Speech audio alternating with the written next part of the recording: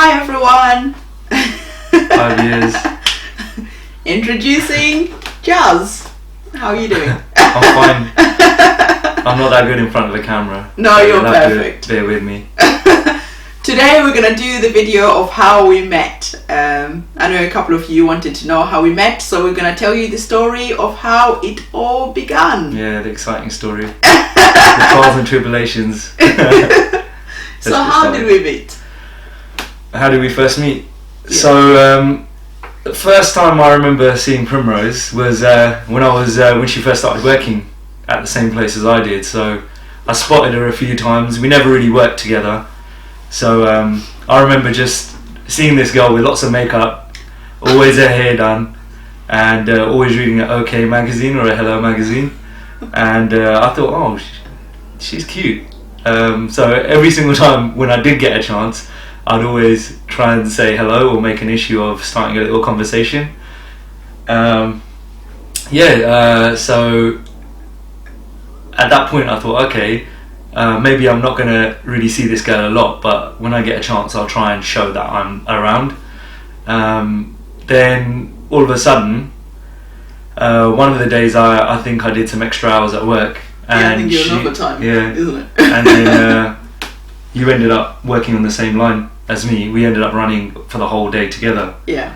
But we ended up having a great No, laugh. we're just vibing together, isn't it? We were on a good time, and we were talking about everything. Yeah. And I thought, oh wow, this girl's really nice. So by the end of the shift, she took my number, and at that point I just thought, okay. How did I take your number? He said, look, there was a party going on, isn't it? Oh yeah, I remember that. Yeah, we had a party party going on at work. Yeah.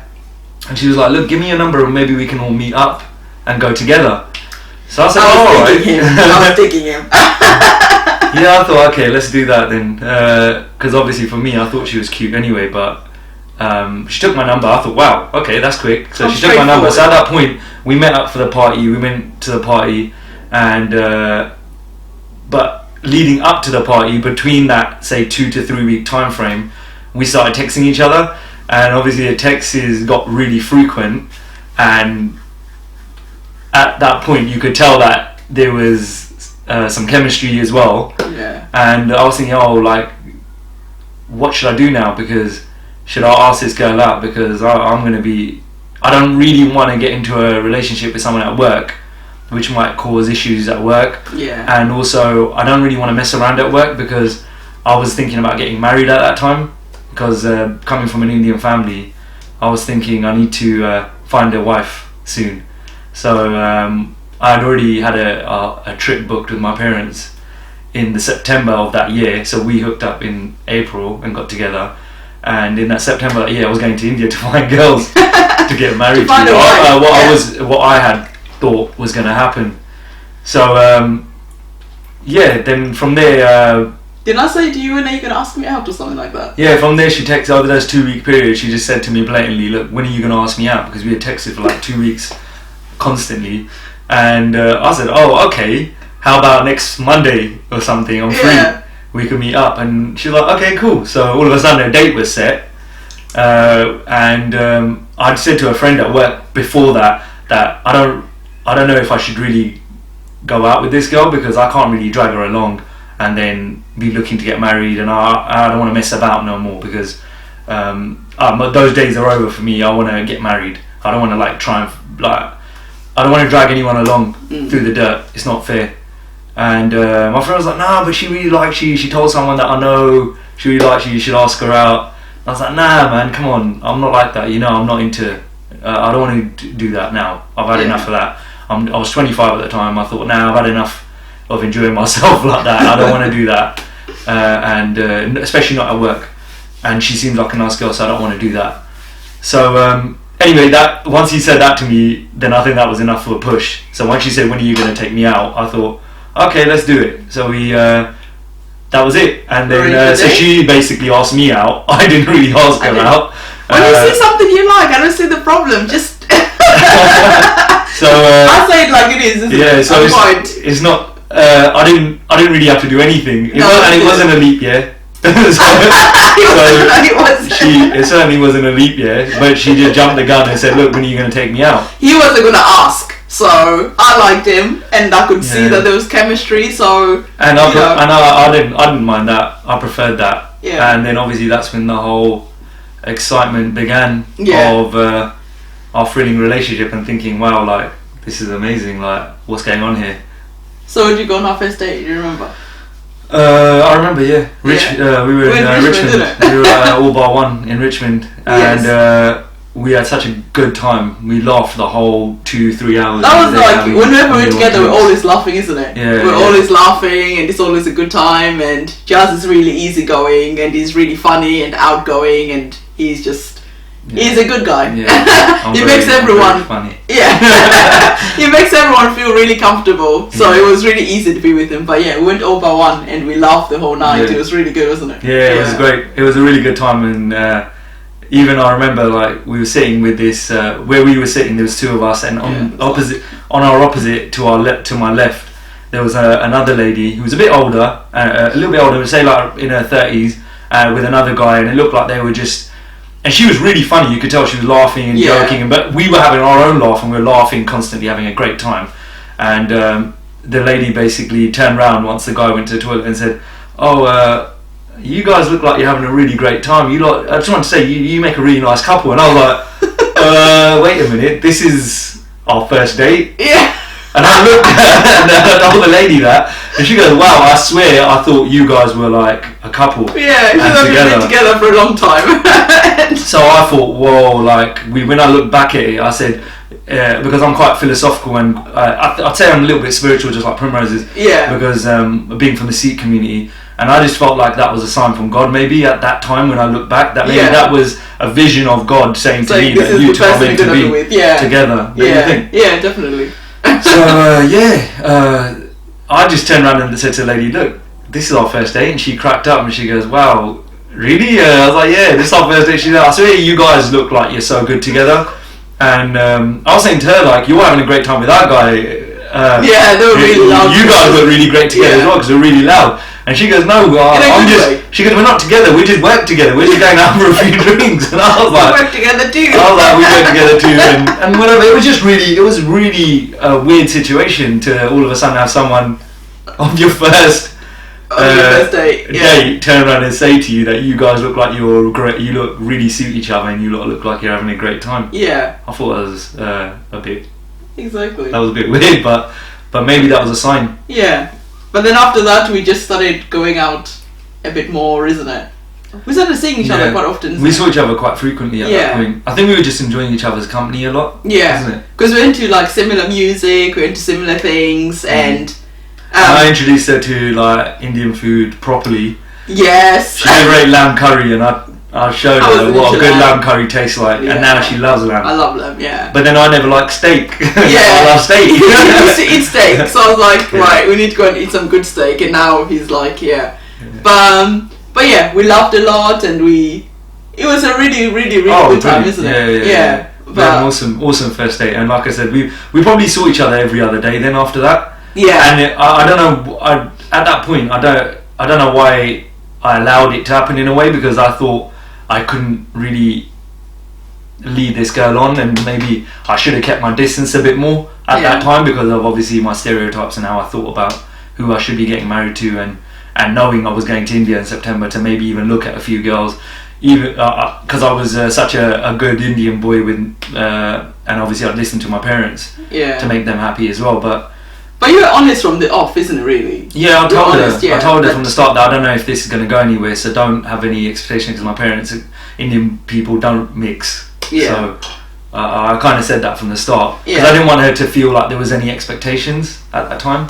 And then you also told me you were going to go to India and find a wife and all that stuff. And we sort of like agreed that it was just temporary, isn't it? Yeah. We treated each other with respect and kindness and everything, but it was just going to be a temporary thing. We never thought it was going to get this far. Definitely. I wanted to go traveling and see the world, and I was sort of like in the process of leaving my job and leaving everything in the UK and just go traveling. So I enjoyed his company. He was funny. And I knew he was gonna go to India and find his wife, and you know, and by the time I'd have left the UK anyway and gone traveling, so it was fine. But the problem is that when you see each other, I think emotions get involved, and especially if you're finding that person is everything that you're looking for. You do look past colour and race and religion. Because at the end of the day, she didn't change me. No. I think if someone's trying to change you from who you are, it should be for the right things, not for the wrong things. Not because they're trying to mold you into something that they want you to be, because everyone has rough edges. All you do is shave them down and perfect yourself, but you can't change everything about yourself. And she never tried to do that with me. She tried to, it was about just improving, making little improvements. Like, I never cooked. Now I can cook a meal from scratch. For example, my mum used to wash my clothes for me. Now I can do my own clothes. It was a typical Indian boy. If I said I want to make something to me, mum would say, "You sit down. I'll sort it out for you, son." And it's like, no. But then when he started going out, he was like, he started. So I mean, the right sort of improvements, and that means you're becoming a better person and a better man and a better female, whatever it is. But not. I don't agree with the whole. You're going to be following this religion, and you're going to be doing, say, X, Y, Z, because that's what my community expects of you. No, but I married you for who you are. Exactly. I just want you to be your true self that you've shown me, not change now. No. Because for me, I was taking after we got to the end, I was taking the biggest risk I could have ever taken in my life. So it was definitely the best risk I ever took. So that's how we met, really, isn't it? So that's the story of how we met. We met at work. We went out. We had lots of fun together. We got on really well. Laughed a lot. And before you knew it, feelings started developing. And that's another video that we'll probably make, just to elaborate more on how we ended up getting to where we are today and how things changed.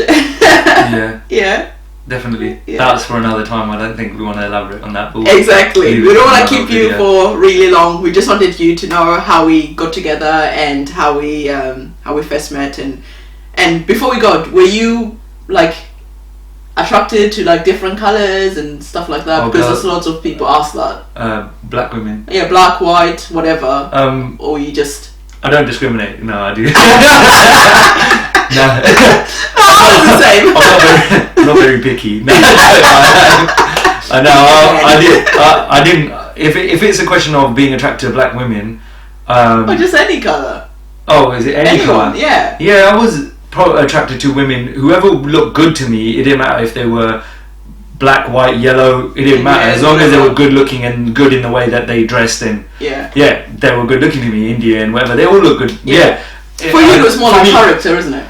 Yeah, but when I was younger, I never considered black women. That's without any offence. At that time, it wasn't something that I was attracted to. Honestly speaking, from probably when I was 18, 19, 20, I never really considered it. Yeah. But then as I got older, maybe, like your food taste change, your women taste change as well, I guess. But you wanted to taste it, yeah, but before Primrose, not really.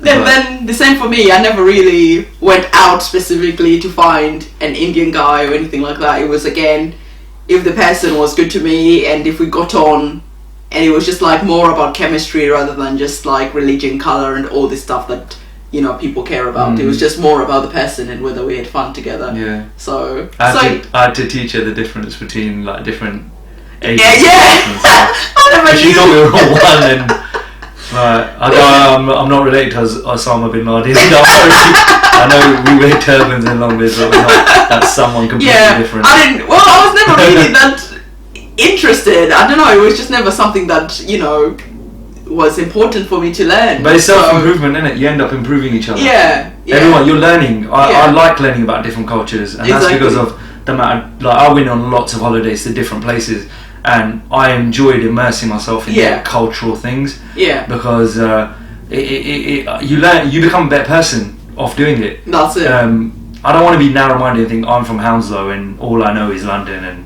that's it. I don't want to do that. I want to see other parts of the world. I want to see how other people eat, live. Yeah. And I want to enjoy their culture. Exactly. And I think definitely travelling makes you open up your eyes a lot more, because you realize that anyone in the world, whatever country, whatever it is, we all basically want the same thing, isn't it? We want all to be happy, we want peace and security, and everything else is not really relevant. So yeah, traveling is a really good thing. We don't need more hate in the world. No, exactly. There's too much of it already, so I think if you want to be happy, then you have to still follow your heart. That's it. End of the day, you won't have no regrets as well. Exactly. So better than having regrets. Yeah. So that's it, guys. I hope you enjoyed the video. Remember to subscribe to our channel to see more updates. There's lots of question and answer videos that we're going to be doing to answer all your questions that you've been asking, and you know, there's been so many questions that have come in, and we're going to try and address every question as much as we can, and yeah, and just like show you guys how we got to where we are today, and hopefully we can inspire and give people hope, and you know, and just encourage people. So on that note, guys, we're gonna go, and we'll see you again soon. Bye. Bye. Thumbs up. Bye, guys. Peace.